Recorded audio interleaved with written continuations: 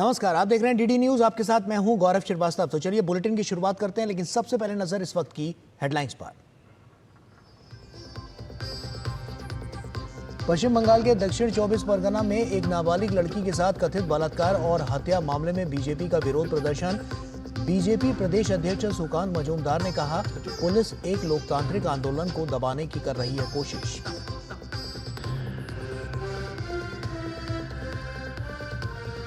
आरजीकर अस्पताल के 10 डॉक्टरों को गंभीर आरोपों के चलते निष्कासित करने की अधिसूचना जारी।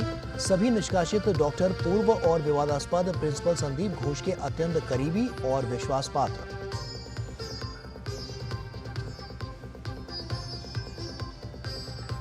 असम सरकार का बड़ा कदम, राज्य में बाल विवाह की कुप्रथा को खत्म करने के लिए लड़कियों को स्कॉलरशिप।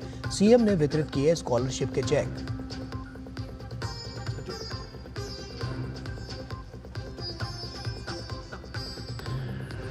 8 अक्टूबर को 92वें वायुसेना दिवस से पहले चेन्नई में विशेष एयर शो का आयोजन। शो में तेजस, प्रचंड, डकोटा और हॉवर्ड जैसे हेरिटेज एयरक्राफ्ट शामिल। मालदीव के राष्ट्रपति मोहम्मद मुइजू 5 दिवसीय भारत दौरे पर अब से थोड़ी देर में पहुंचेंगे नई दिल्ली। प्रधानमंत्री मोदी के साथ आपसी हितों के द्विपक्षीय, क्षेत्रीय और अंतर्राष्ट्रीय मुद्दों पर करेंगे चर्चा।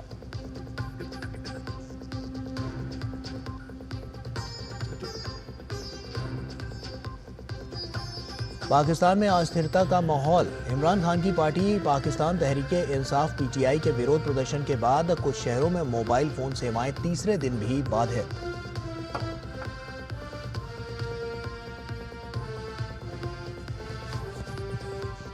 और महिला T20 क्रिकेट विश्व कप में आज भारत और पाकिस्तान आमने सामने। पाकिस्तान ने टॉस जीतकर लिया बल्लेबाजी का फैसला। भारत को है अपनी पहली जीत की तलाश।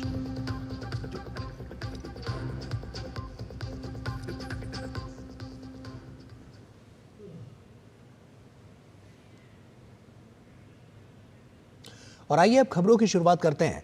असम सरकार ने राज्य में बाल विवाह की कुप्रथा को खत्म करने के लिए महत्वपूर्ण कदम उठाए हैं। राज्य के मुख्यमंत्री हिमंत बिस्वा शर्मा ने लड़कियों की शिक्षा को बढ़ावा देने के लिए उन्हें स्कॉलरशिप देने के तहत चेक वितरित किए हैं। निजुत मोइना योजना से मिलने वाली मदद से छात्राएं बिना आर्थिक तंगी के अपनी शिक्षा को आगे बढ़ा सकेंगी।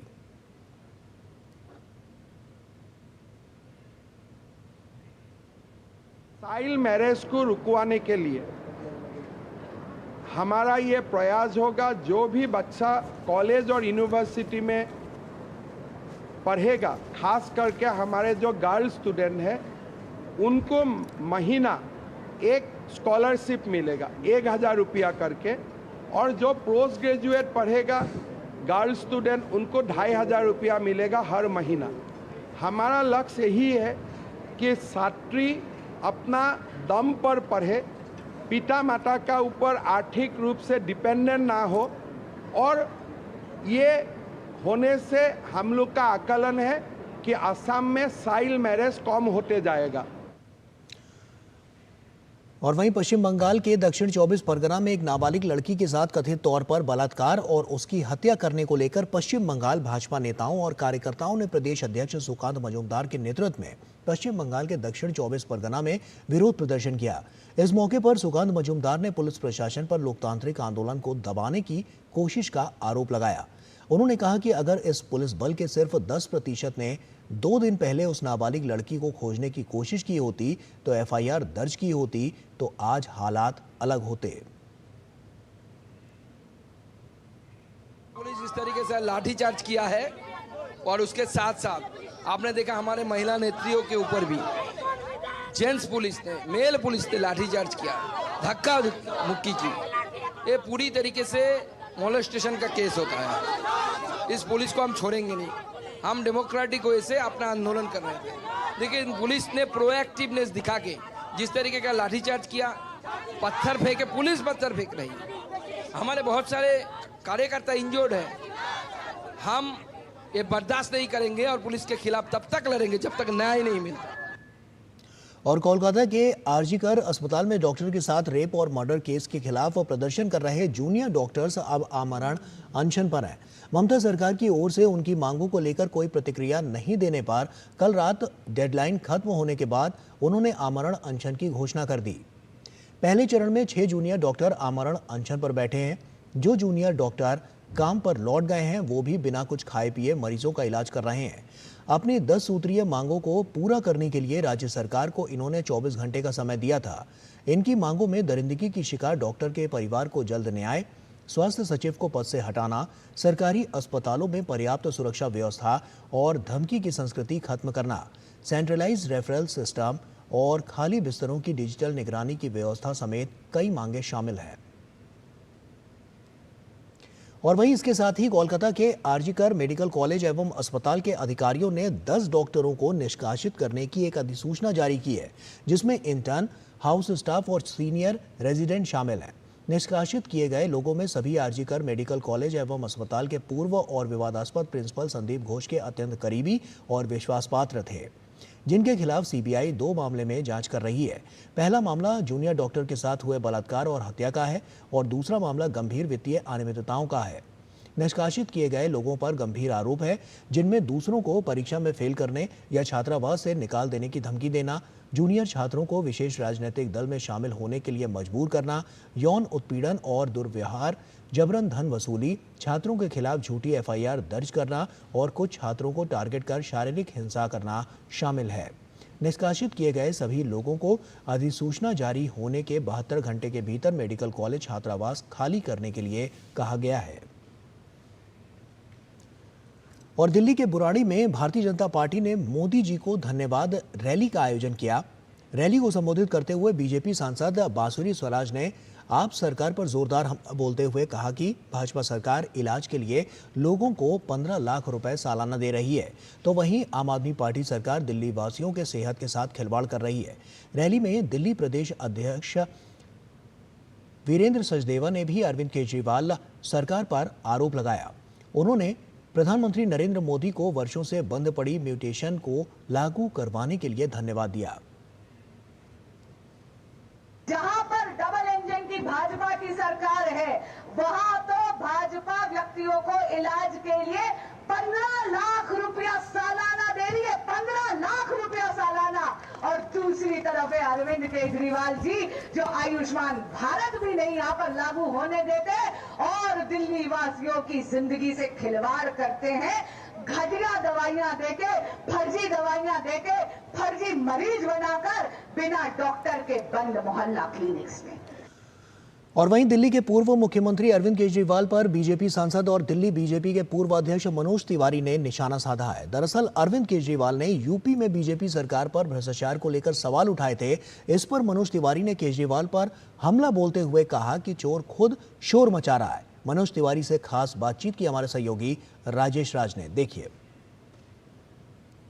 दिल्ली प्रदेश के पूर्व अध्यक्ष और सीनियर स्टार मनोज तिवारी हमारे साथ हैं। मनोज जी, अरविंद केजरीवाल ने एक ट्वीट किया है कि देश में भ्रष्टाचार दुगुनी ताकत से बढ़ा है और यूपी में 7 साल में 7 गुना भ्रष्टाचार बढ़ा है।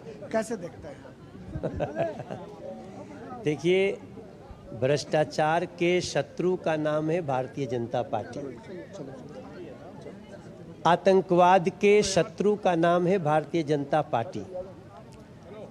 माफियाओं के शत्रु का नाम है भारतीय जनता पार्टी।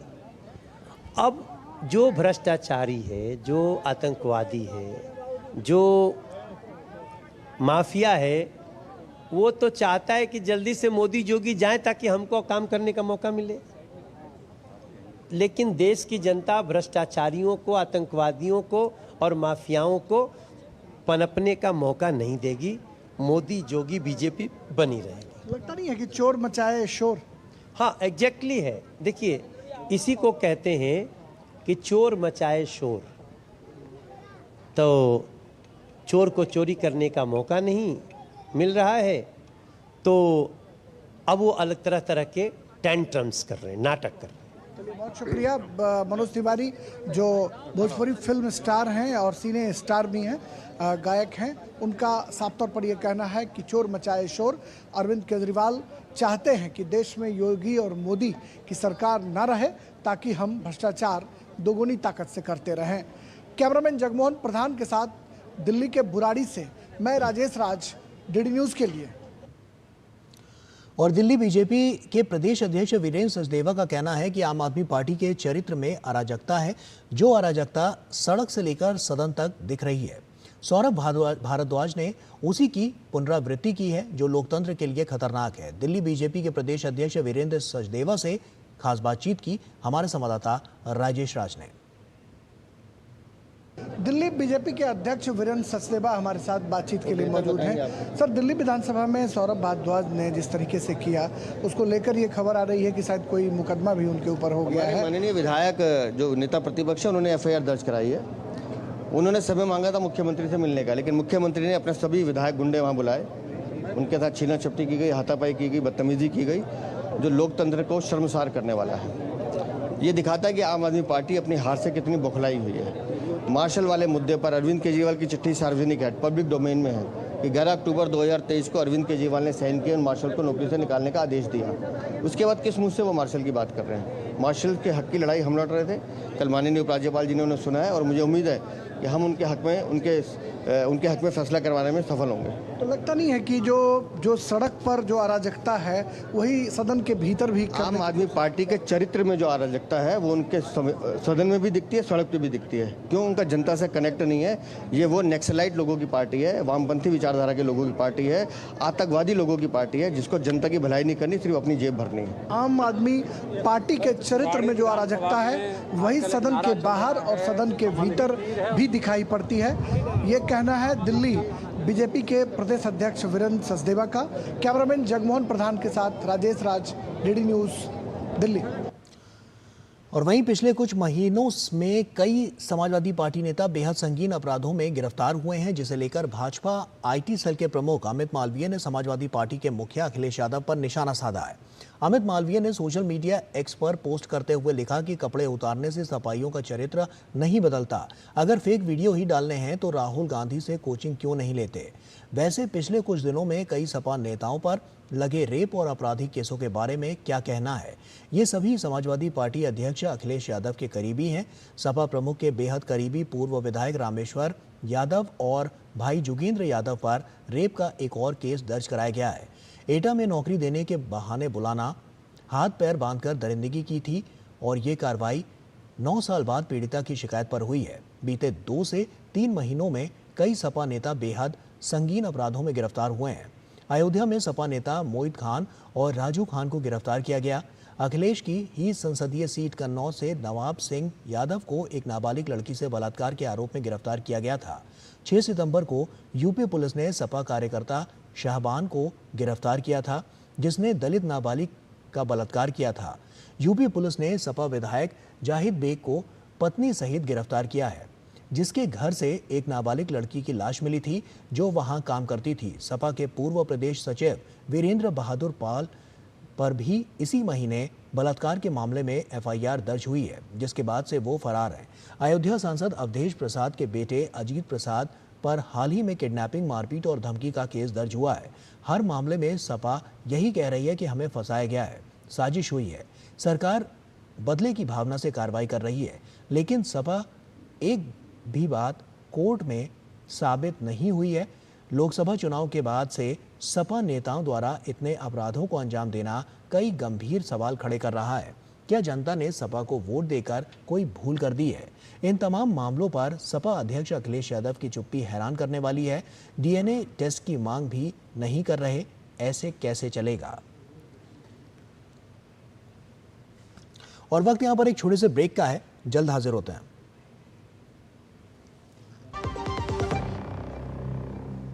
बेटियां घर की रौनक हैं। बेटियां घर संवारती हैं। बेटियां पीढ़ियां सजाती हैं। बेटियां घर की बुनियाद कहलाती हैं। बेटियों को सलाम करता है मोंगिया स्टील, स्टील का बादशाह। काट। सुरक्षा की गारंटी हर चीज में जरूरी है, चाहे वो मुश्किल स्टंट हो या अच्छी फसल। इसलिए ले आइए IIL के ट्रैक्टर ब्रांड का शिनबा, जो देता है सुंडी और ट्रिप से सुरक्षा की गारंटी। आपके घर के खाने में रेस्टोरेंट जैसा स्वाद ले आए MDH का शाही पनीर मसाला। पनीर को क्या मस्त बना डाला। बात जब पीढ़ियों के लिए बनने वाले घर की हो तो जिम्मेदारी बड़ी हो जाती है। गैलेंट समझता है ये जिम्मेदारी। अब डबल M रिब्स के साथ गैलेंट एडवांस TMT रीबार, निर्माण का रियल हीरो। ब्रेक के बाद एक बार फिर से आप सभी का स्वागत है। मुख्यमंत्री योगी आदित्यनाथ ने प्रयागराज में महाकुंभ 2025 के लोगो का अनावरण किया, साथ ही वेबसाइट और ऐप को भी लॉन्च किया। लोगो में कुंभ का प्रतीक कलश है, जिसमें ओम लिखा है और संगम का दृश्य नजर आ रहा है। इस दौरान उप मुख्यमंत्री केशव प्रसाद मौर्य और जल शक्ति मंत्री स्वतंत्र देव सिंह भी मौजूद रहे। इसके साथ ही मुख्यमंत्री योगी आदित्यनाथ ने महाकुंभ की तैयारियों की समीक्षा बैठक भी की और इस मौके पर उन्होंने एक भव्य, स्वच्छ, सुरक्षित और सुव्यवस्थित कुंभ के आयोजन की बात कही। आज लोगो जारी हो गया है और मैं चाहूँगा कि सूचना विभाग मेला प्रयागराज मेला प्राधिकरण के साथ मिलकर के सुनिश्चित करें कि एक तो उत्तर प्रदेश के अंदर हर जिला मुख्यालय पर, हर रेलवे स्टेशन पर, देश के हर एयरपोर्ट पर और अन्य प्राइम लोकेशन पर प्रयागराज महाकुंभ 2025 का ये लोगो अब वहां पर हमें डिस्प्ले करना चाहिए।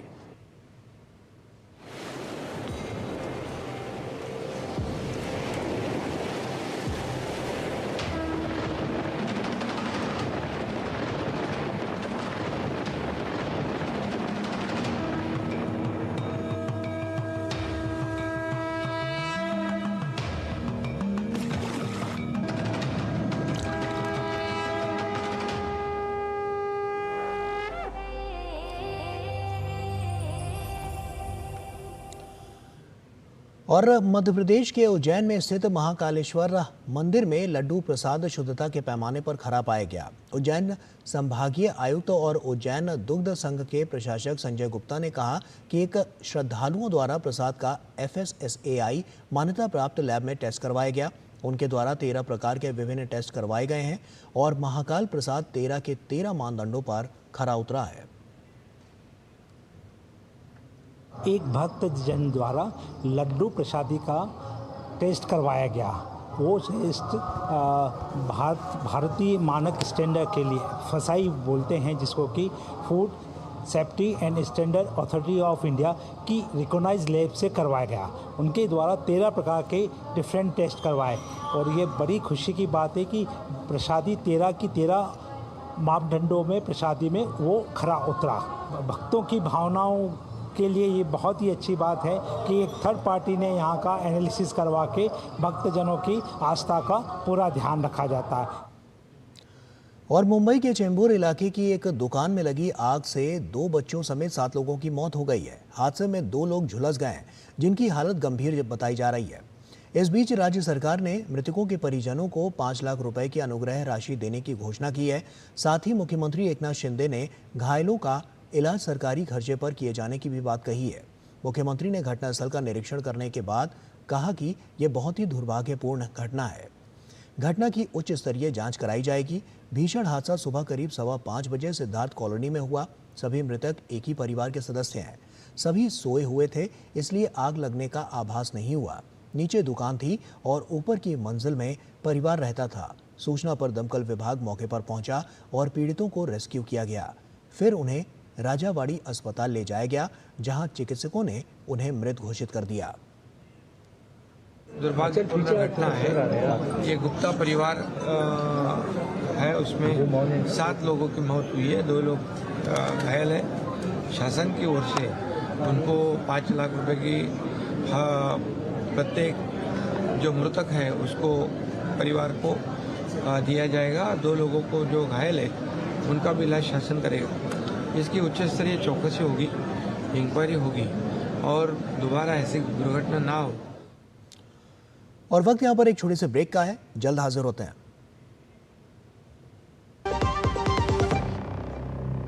MDH का किचन किंग किचन में हो तो हम सब कुछ बना सकते हैं। बैंगन का भरता, आलू गोभी, भिंडी मसाला और भी बहुत कुछ। भैया घर का किराया देना था, कुछ पैसे। इस महीने तो गाड़ी की EMI जानी है ना, अगले महीने पक्का चलता हूँ। आपके बाद फैमिली को किसी के आगे हाथ ना फैलाना पड़े। आज ही लीजिए पॉलिसी बाजार पे 2 करोड़ का टर्म लाइफ इंश्योरेंस, सिर्फ 690 रुपए महीने से शुरू। बात जब पीढ़ियों के लिए बनने वाले घर की हो तो जिम्मेदारी बड़ी हो जाती है। गैलेंट समझता है ये जिम्मेदारी। अब डबल M रिब्स के साथ गैलेंट एडवांस TMT रीबार, निर्माण का रियल हीरो। ब्रेक के बाद एक बार फिर से आप सभी का स्वागत है। पूर्वोत्तर राज्य मेघालय के गारो हिल्स में भारी बारिश के चलते हुए भूस्खलन से अब तक 15 लोगों की मौत हो गई है। राज्य के डालू क्षेत्र में भूस्खलन से हुई तबाही को दूर करने और बचाव अभियान के लिए प्रभावित क्षेत्रों में NDRF और SDRF की तैनाती की गई है। वहीं मेघालय के रोंगजेंग ब्लॉक के अंतर्गत गोंगडोप गांव में भूस्खलन में दबकर मारी गई मां और बेटी का शव मलबे से बरामद हुआ है। एक अन्य घटना में डालू वेस्ट गारो हिल्स में एक कार पर पेड़ गिर जाने से एक व्यक्ति की मौत हो गई। मेघालय के बिजली मंत्री अबू ताहिर मंडल ने आपदा प्रभावित डालू और आसपास के इलाकों में राहत शिविरों का दौरा किया और प्रभावित परिवारों से बातचीत की। इस दौरान मंत्री ने पीड़ितों से भी बातचीत की। उन्होंने ब्लॉक कार्यालय में वेस्ट गारो हिल्स के उपायुक्त और डालू के BDO के संग समीक्षा बैठक भी की। मौसम विभाग ने पूर्वानुमान में कहा है कि अगले 24 घंटों में भारी से बहुत भारी बारिश होने का अनुमान है। मौसम विभाग ने एडवाइजरी जारी कर कहा है कि लोग अगले 24 घंटों तक सुरक्षित स्थान पर रहें और मौसम संबंधी सलाह का पालन करें। केंद्रीय कैबिनेट ने हाल ही में 5 भाषाओं को क्लासिक सूची में शामिल किया है, जिसमें मराठी, बांग्ला, असमिया के साथ ही पाली और प्राकृत भाषाएं भी इसमें शामिल हैं। क्लासिक सूची में शामिल होने से पाली और प्राकृत भाषाओं के संरक्षण और संवर्धन और विस्तार को लेकर हमारे संवाददाता अजीत द्विवेदी ने बात की जवाहरलाल नेहरू विश्वविद्यालय दिल्ली के school of Sanskrit and Indic studies विभाग के वरिष्ठ प्रोफेसर C उपेंद्र राव से, जिनका कहना है कि ये बहुत महत्वपूर्ण निर्णय है, जिसका इन प्राचीन अद्भुत भाषाओं के संरक्षण में बढ़ावा तो मिलेगा ही, साथ ही इस फैसले का राष्ट्रीय के साथ ही अंतर्राष्ट्रीय स्तर पर भी असर दिखाई देगा। केंद्रीय कैबिनेट ने पाली, प्राकृत सहित 5 भारतीय भाषाओं को क्लासिक भाषा के रूप में दर्जा दे दिया है, यानी उसे उस सूची में शामिल करने पर सहमति दे दी है। हमारे साथ बात करने के लिए विद्वान senior professor C Upendra Rao ji हैं। सर, 5 भाषाएं शामिल कर ली गई हैं क्लासिक भाषा के रूप में, पाली, प्राकृत, असमिया, बांग्ला और मराठी। किस तरह देखते हैं आप?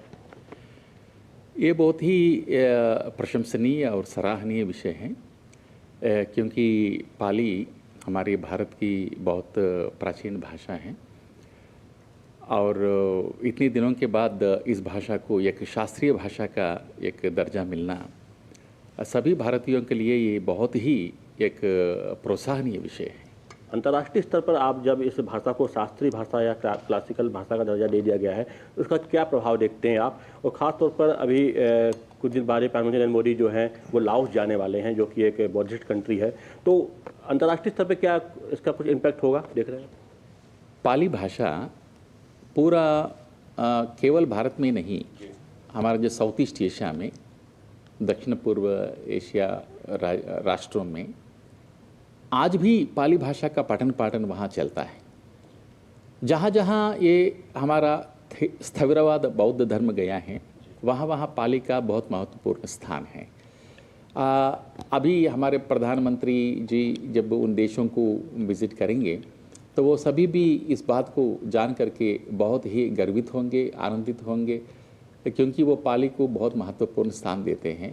सांस्कृतिक रूप से कहें हम तो भारत का जुड़ाव जो है अंतर्राष्ट्रीय स्तर पर जो बौद्ध धर्म के माध्यम से है, पाली के माध्यम से भी है, तो एक सांस्कृतिक हम कह सकते हैं कि एक जुड़ाव भी हमारा है, आध्यात्मिक जुड़ाव भी है, और इसका इम्पैक्ट भी जो है वो दिखाई देगा जब हम पाली को हमने शास्त्रीय भाषा घोषित किया हुआ है। एक समय ऐसा था जब संसार के सारे राष्ट्रों से हमारे नालंदा विश्वविद्यालय आके पाली भाषा का अध्ययन करते थे। तो हमारे ये प्राचीन भारतीय मूल्य, प्राचीन भारतीय जो धार्मिक ऐतिहासिक सारे विषय पाली साहित्य में संग्रहित हैं। भगवान बुद्ध कहते हैं अपमादो अमतपदम, पमादो मच्छुनोपदम, अपमत्ता न मीयंती ये पमत्ता यथामता। तो इस प्रकार ये अप्रमत्त होने के लिए भगवान बुद्ध इसमें कह रहा है। तो भगवान बुद्ध के जो वास्तविक रूप में जो धर्मोपदेश दिए हैं वो क्या है, वास्तविक रूप में जानने के लिए पाली भाषा का, पाली साहित्य का अध्ययन बहुत जरूरी है। केवल इतना ही नहीं, पाली भाषा हमारे भारतीय भाषाओं की एक प्रकार का जननी है, ऐसा भी आप बोल सकते हैं, क्योंकि पाली से अभिप्रेरित होकर के, प्रभावित होकर ही हमारी भारतीय भाषा आज निर्मित हुए हैं। पाली और प्राकृत को क्लासिकल लैंग्वेज का दर्जा मिलने से कहीं ना कहीं राष्ट्रीय नहीं अंतर्राष्ट्रीय स्तर पर भी जो है वो इन भाषाओं का और विकास होगा, और साथ ही जो है इन भाषाओं के माध्यम से जिस तरीके से पहले साहित्य की रचना की गई है और जिस तरीके से बौद्ध धर्म में तमाम जो साहित्य है वो पाली में ही लिखा गया है, और अब इस भाषा में साहित्य रचना और सोच जो है उसको भी और बढ़ावा मिल सकेगा। कैमरामैन आनंद कश्यप के साथ अजीत द्विवेदी, जीडी न्यूज, दिल्ली। और चांदनी चौक स्थित महावीर जैन सार्वजनिक पुस्तकालय ने 100 साल पूरे किए हैं। 100 साल में इस अमूल्य धरोहर ने न केवल संस्कृति बल्कि ज्ञान की अक्षत ज्योति से दूर दूर तक इसे पहुंचाया है, अनगिनत आत्माओं को प्रबुद्ध किया है। ये स्थल केवल पुस्तकालय नहीं बल्कि विचारों का एक तीर्थ है, जहां से ज्ञान का पवित्र प्रवाह अनवरत बहता रहा है। आज़ादी के आंदोलन ने कई दीवानों से लेकर आज़ादी के बाद के देश के कई गणमान्य नेताओं ने इस पुस्तकालय में संचित ज्ञान की निधि को आत्मसात किया है। शताब्दी समारोह के खास मौके पर इस पुस्तकालय के अतीत से लेकर वर्तमान की यात्रा को टटोलते हुए कई पुस्तकालय समिति की तरफ से स्मारिका का विमोचन किया गया। साथ ही मुख्य अतिथि ने पुस्तकालय के स्वरूप विस्तार पर चर्चा की। 56,000 के करीब किताबें यहाँ पर हैं। 500 से ज़्यादा लोगों को बताया कि रोज़ आज भी इस लाइब्रेरी से लोग लाभ लेते हैं, अपने संस्कारों को भी पुनर्जीवित करते हैं, अपने ज्ञान में भी वर्धन करते हैं, और सब प्रकार से एक बड़ा ग्रंथ यहाँ पर जो शायद रेयर ग्रंथ्स हैं, जो जिनको कहते हैं कि आर्काइव्स में ही कुछ कुछ चीज़ें मिलती हैं, उस तरह की चीज़ें यहाँ पर विद्यमान हैं। इस लाइब्रेरी की जो गरिमा है, इस लाइब्रेरी की जो उपयोगिता है, उसका इतिहास भी दूर दूर तक फैलना भी चाहिए और इसका लाभ भी दूसरे लोगों को होना चाहिए। महिला T20 क्रिकेट विश्व कप में आज भारत और पाकिस्तान आमने सामने है। पाकिस्तान ने मैच में टॉस जीतकर पहले बल्लेबाजी का फैसला किया है। ताज़ा समाचार मिलने तक पाकिस्तान ने 4 विकेट खोकर 42 रन बना लिए हैं। रेणुका शर्मा ने फिरोजा को 0 पर बोल्ड करके टीम को पहली सफलता दिलाई। वहीं सिद्रा अमीन 8 रन बनाकर दीप्ति शर्मा की गेंद पर बोल्ड हुई। और इसी के साथ फिलहाल इतना ही। दीजिए इजाजत, नमस्कार।